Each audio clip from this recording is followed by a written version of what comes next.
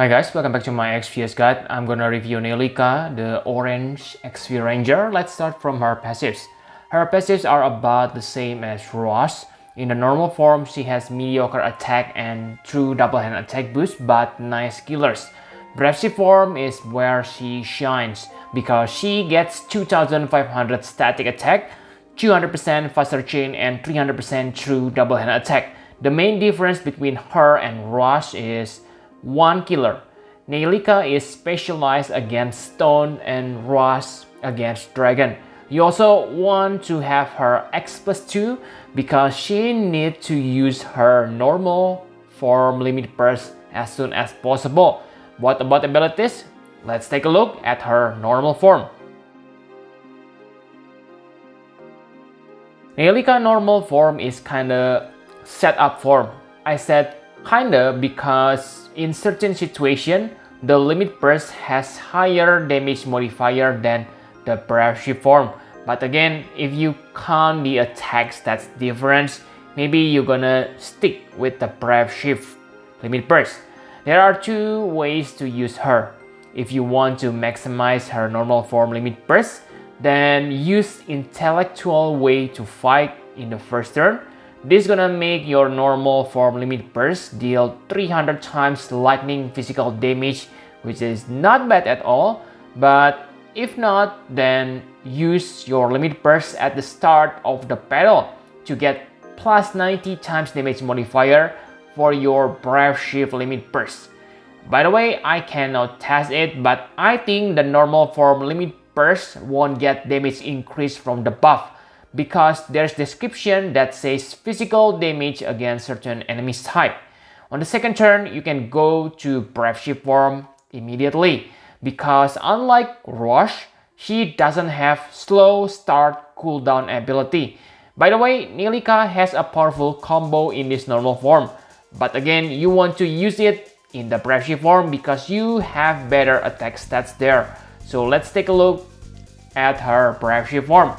In the second turn, you're already able to deal massive 2100 times thunder damage using your smart straight punch. It is as powerful as 300 times limit burst with 600% limit burst damage buff, the same power as her normal form limit burst. That's why I said her normal form limit burst should be used as a setup. Only use this if you don't fight against stone or machine enemy. Because if you fight against either or both of those types, it is better to use her Brave Shift limit burst. You can see the damage on the screen. You also need to have her STMR equipped to deal 2100 times. If you fight against a machine or stone enemy, then you want to switch smart straight punch with destroy phase. This way, you will have full limit burst on the next turn to use your Brave Shift limit burst. Her limit burst is more powerful than a smart straight punch even if you only fight one type. However, if you don't fight against any correct type, then don't bother. One thing to remember is this is non-elemental attack. It is good because it is flexible, but bad because she cannot imbue even lightning element to herself.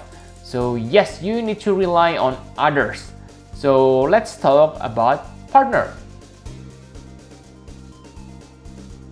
My favorite is Paladin Sylvie because she can imbue her with a thunder element or earth if you want to use her Brave Shift limit burst. For the smart straight punch, Neilikka is gonna benefit from 100% thunder damage boost. So very nice. And for the Imperil, you can use Ninja Edge for 145% thunder Imperil. However, I prefer to use Stormseeker Esther because I think, yes, I know, Stormseeker Esther Imperil only 135%, 10% weaker, but much better chainer and pretty strong machine killer, okay, unlike Ninja Edge, okay, his role is simply too narrow. And as a stone and machine killer, because yes, really guys, if you use Neilikka, that means you fight against stone and machine enemy. That's why it's good to have Ilmatal because she has 250% stone and machine killer buff. Okay, very nice, very strong. If you combine them together, just imagine her pressure limit burst gonna hit really hard. Okay, and basically as long as you fight against stone and machine, remember to use other imbuer. Remember that she is flexible. Okay, that's all for partner. My conclusion for Neilikka. So Neilikka is strong thunder finisher. However, we have obtained many strong thunder finisher in the past, such as Hero Dai. I know that Hero Dai is also specialized against demon, but the point here is Hero Dai is still pretty strong. Okay, unless of course you fight against stone and machine. In that case, the Neilikka is much stronger than Hero Dai. But let's say if Neilikka fight against non-machine and stone, I believe Hero Dai can beat her. Okay, and remember that Neilikka damage modifier, yeah, like I said, only amazing when fight against machine and stone. So really guys, nothing special. Okay, and for smart straight punch, it is only 300 times LB damage modifier. It is even not that great. Okay, but yeah, still Neilikka redeeming quality is she has insane attack stats on the prep shift form. Okay, that's gonna make, even when having same 300 times LB damage modifier, because of higher attack, she gonna deal more damage. And yes, we already have Stormseeker Esther, who is also great thunder finisher. And we can also make Samurai Chizuru into thunder DPS. My point here is not to badmouth Neilikka, okay, but there are simply too many flexible characters who able to replace her role. Okay, the only way she can win against those amazing characters is if she fight against machine and stone. Sorry for keep repeating, but that's really it. Okay, nothing special.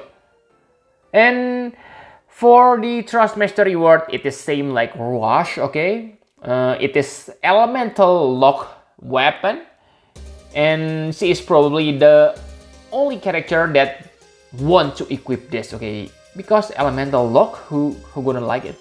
And the attack stats, it is also kind of low, 180 attack. It is high on the past, but right now it's all about 200 plus weapon. Okay, and for the STMR, I can say that it is also same like Rush. She is the one who needed the most. Yes, it has the highest attack armor, okay, 150. But for other characters, I believe it's better to equip things like Class of Will equipment, because you can get like chain modifier cap from that equipment. Okay, so really not necessary, but for Neilikka, she absolutely need this because of 700 times smart strike punch damage modifier boost. And the last is Vision Card. I can say, oh, Vision Card, simply ignore it. Okay, it is the same as Rush. Trash. Okay, trash. I mean, the attack stats good, but faster LBV rate, you don't need it. Okay, because it's really funny, guys.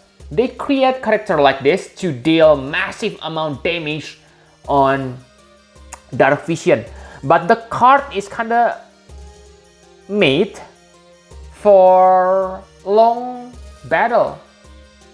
Okay, because faster LBV rate, you won't need that on Dark Vision. Okay, so really bad card. Okay, in the end, I can only give her like 8.5 out of 10. Okay, really niche character. Okay, must fight stone and machine to realize her potential. So yeah, I think that's all you need to know. Thank you very much for watching. Please hit the like button and subscribe to my channel for more Final Fantasy Brave Exvius guys. Bye bye guys.